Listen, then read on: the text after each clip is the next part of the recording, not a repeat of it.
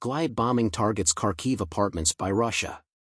Authorities in Kharkiv, the second-largest city in Ukraine, said late Saturday that a Russian glide bomb airstrike on multi-story apartment buildings injured 21 people, including a child and two teenagers. An 8-year-old child and two 17-year-olds were among the injured in the incident that occurred in a residential neighborhood of the city's Shevchenkivsky district, according to Kharkiv Oblast Governor Ola Syniehubov.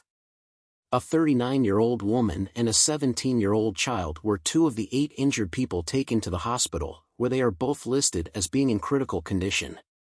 Since Moscow's full-scale invasion of Ukraine in February 2022, the city of Kharkiv, which is 18 miles from the Russian border, has been under siege.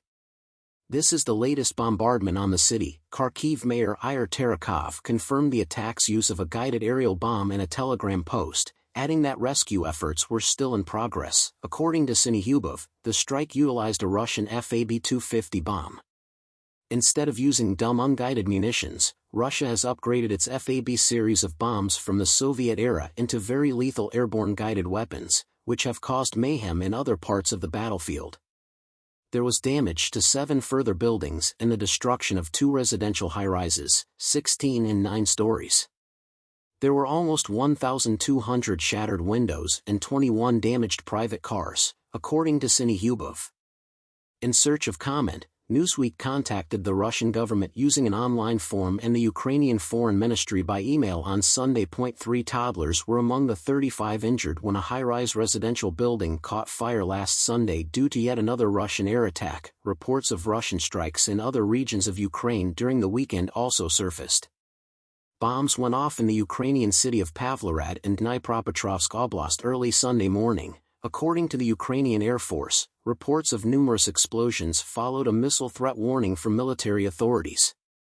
Officials in the area have been mum on the number of casualties and the full scope of the destruction. Russian Shahid-type drones were spotted heading towards Kharkiv, and other explosions were reported in Khmelnytsky Oblast overnight.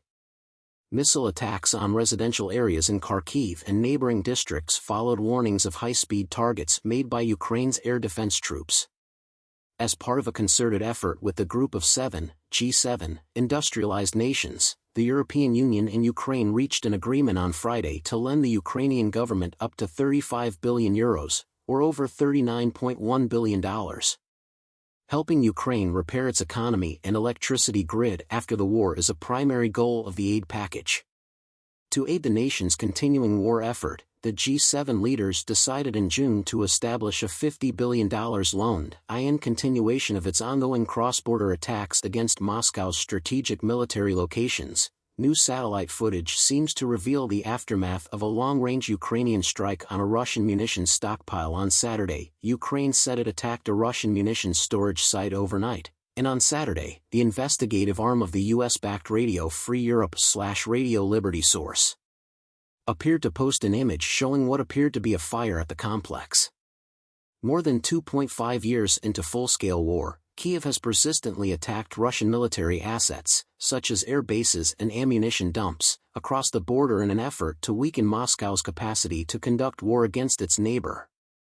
Since Newsweek was unable to confirm the image's authenticity on its own, it emailed the Russian Defense Ministry to request a reaction. According to the Kyiv General Staff, the SBU security service launched a separate operation on an ammo stockpile belonging to the Russian Defense Ministry near the village of Oktyabrski in the Tver area. The regions surrounding both military arsenals show evidence of fire and explosion. The Ukrainian military recently struck yet another ammunition stockpile in the Tver region, not far from Toropets town. According to the British Defense Ministry, the explosion that occurred at the location was equal to a small earthquake. Saturday. According to the Ukrainian military, the Tykharetsk location was one of the 3 largest munitions storage bases in Russia and played a vital role in Moscow's logistics supporting its war effort. According to Kyiv's estimations, the location had approximately 2,000 tons of ammunition, according to a report from the Center for Strategic and International Studies, a think tank based in the U.S. There has been a dramatic increase in activity at Tykharetsk since the fall of 2023. The report states that this is one of several Russian ammunition sites that have been expanded to bring storage closer to the front lines. According to the research group, the camp is a strategically significant munitions storage facility for southern Russia and the continuing battle in Ukraine. The United States claimed about a year ago that the base was harboring North Korean hardware.